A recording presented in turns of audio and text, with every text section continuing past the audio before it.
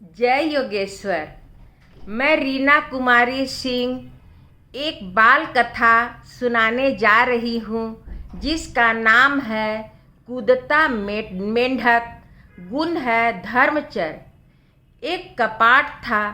कपाट में विविध प्रकार के खिलौने थे। कोई गुड़िया थी, कोई गुड्डा था, वैसे विमान था, साइकिल थी, परी थी। इस प्रकार विविध प्रकार के खिलौने थे। उसमें एक मेंढक का भी खिलौना था। उसमें कमान लगा रखी थी। कमान के कारण मेंढक कूदा कूदी करता था। उसे कूदते देखकर दूसरे खिलौने डरते थे। वह लोगों को डराना नहीं चाहता था, लेकिन वह चल नहीं सकता था, इसलिए वह कूदता था। और वह करता भी क्या, उसे इस प्रकार कूदते देखकर दूसरे खिलौने उसे गुस्सा करते थे। मेंढक बोला, तुम डरो मत, तुम्हें डराने के लिए मैं कूदता नहीं, लेकिन मैं और कुछ कर ही नहीं सकता, तो क्या करूं? दूसरे खिलौने ने सोचा कि यह लुच्चा है, इसलिए इसके साथ मैत्री नहीं करनी चाहिए। और जब सभी खिलौने शाम को खेलने निकले तो उन्होंने मेंढक को अपने खेल में शामिल नहीं किया। वह जब भी इकट्ठा होते तो मेंढक को अपने खेल में शामिल नहीं करते। मेंढक दूर में बैठा बैठा यह सब देखता। इस खिलौनों में, इस कपाट में एक सुंदर सी गुड़िया भी थी। वह गुड़िया के सिर पर रुपे नाम रंग का मुकुट था। वह अच्छा फ्रॉक पहनी थी और उसके हाथ में एक छोटी सी छड़ी थी। सभी खिलौने उस गुड़िया को बहुत चाहता था और मेंढक तो उसे सबसे ज़्यादा प्यार करता था, लेकिन वह मेंढक की तरफ कभी ध्यान ही नहीं देती थी। एक बार मेंढक उसे बुलाने के लिए कूदा तो उसके पैर पर जा गिरा, लेकिन वह उस पर ध्यान नहीं दी। एक दिन की बात है, आधी रात बीत चुकी थी। चांदनी रात में पूरे खिले हुए थे। उसी समय गुड़िया ने यह देखकर सभी खिलौनों को कहा कि चलो हम लोग चांदनी रात में बाहर निकले और घास पर नाचे। सभी खिलौने बाहर निकले। अब बंगला के पास के भाग में घास पर नाचने लगे। खिलौनों के साथ मेंढक भी बाहर निकला, लेकिन किसी ने उसे अपने खेल में शामिल नहीं किया।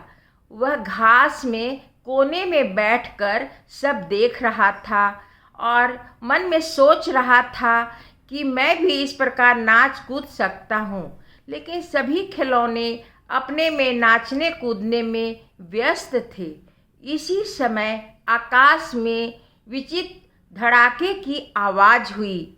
यह आवाज़ किसी को सुनाई नहीं दिया, लेकिन मेंढक कोने में शांति से बैठा था।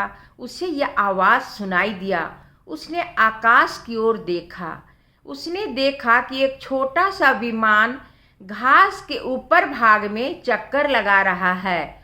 उस विमान में एक गुड्डा बैठा हुआ था। गुड्डा का रंग काला था और वह देखने में बदसूरत नजर आ रहा था। उसे कोई खिलौना अपने पास नहीं बुलाता था, क्योंकि वो ज़्यादा ही शरारत करता था। उसके शैतानी के कारण कोई खिलौना उसे पसंद नहीं करता था। वह गुड्डा विमान में बैठे बैठे नीचे की ओर देख रहा था।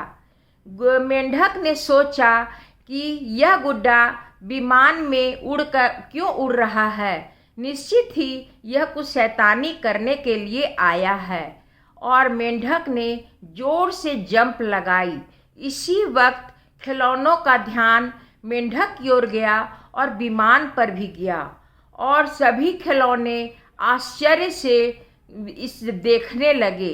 इस समय चूंकि गुड्डा का ध्यान इस ओर नहीं था, इसलिए उसे यह नहीं दिखाई दिया कि मेंढक विमान में जाकर बैठ गया और वह लोगों को अपनी तरफ देखते हुए देखकर आश्चर्य कर रहा था।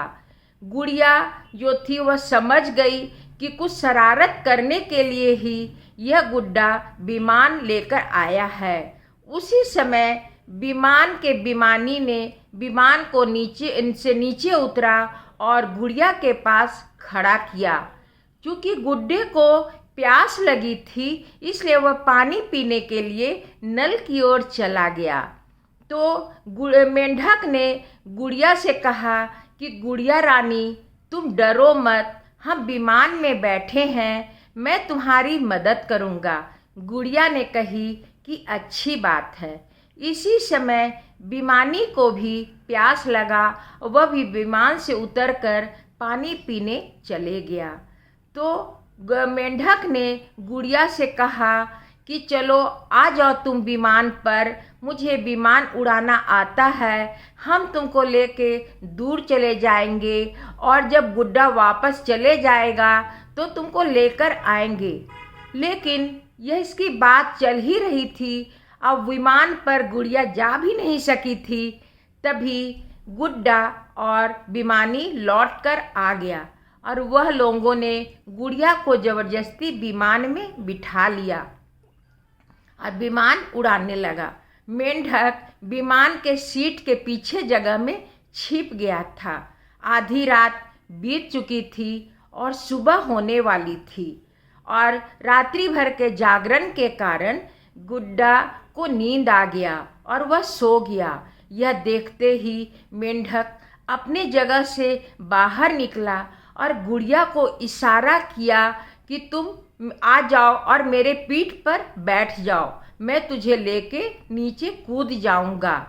तो गुड़िया ने मेंढक के पीठ पर बैठ गया। विमान अपनी रफ्तार से चल रही थी और विमानी को इस तरफ ध्यान नहीं था। गुड्डा सो रहा था और मेंढक ने गुड़िया को लेकर जोर से नीचे छलांग मारी और धरती पर आ गया। नीचे सभी खिलौने चिंता में मग्न थे। जब उन्होंने मेंढक को देखा और गुड़िया को देखा तो वह लोग बहुत खुश हुए, लेकिन वह लोग मेंढक की ओर थोड़ा भी ध्यान नहीं दिए। वे गुड़िया के चारों ओर से घेर कर खड़ा हो गए और प्रश्नों का बौछार कर दिए कि तुम्हें किसी ने गुस्सा तो नहीं किया, तुम्हें किसी ने मारा तो नहीं, तुम्हें किसी ने परेशान तो नहीं किया, इत्यादि इत्यादि। गुड़िया ने कही कि आज यदि मैं ठीक हूँ तो इस मेंढक भाई के कारण, इस मेंढक भाई का मैं जितना भी आभार मानूं तो कम है। यह बात सुनकर सभी खिलौने प्यार से मेंढक की ओर देखने लगे और मेंढक को बोले कि हम लोग तुम्हारे एहसानमंद हैं कि तुमने गुड़िया को मुश्किल परिस्थिति से बचाया। उसने कहा, मेंढक ने कहा कि यह तो मेरा कर्तव्य था, हमें संकट के समय एक दूसरे की मदद करनी ही चाहिए। तब गुड़िया ने कहा कि अब हम लोगों को मेंढक भाई से गुस्सा तो नहीं करना है, तुम लोगों को मेंढक भाई को गुस्सा नहीं करना है, मेंढक भाई को प्यार करना है, मेंढक भाई को साथ में लेकर खिलाना है और हम लोग एक साथ रहेंगे। बोलो, रहेंगे ना? सभी खिलौने एक साथ बोले हाँ हाँ हाँ। फिर सभी खिलौनों ने मेंढक से हाथ मिलाया, उसे खिलाया और मौज मनाया। धन्यवाद। यदि यह छोटी सी कहानी अच्छी लगी हो, प्यारी लगी हो तो लाइक और सब्सक्राइब अवश्य कीजिए और यदि कुछ पूछना हो तो कमेंट बॉक्स में लिख दीजिए, मैं स्वयं जवाब दूंगी।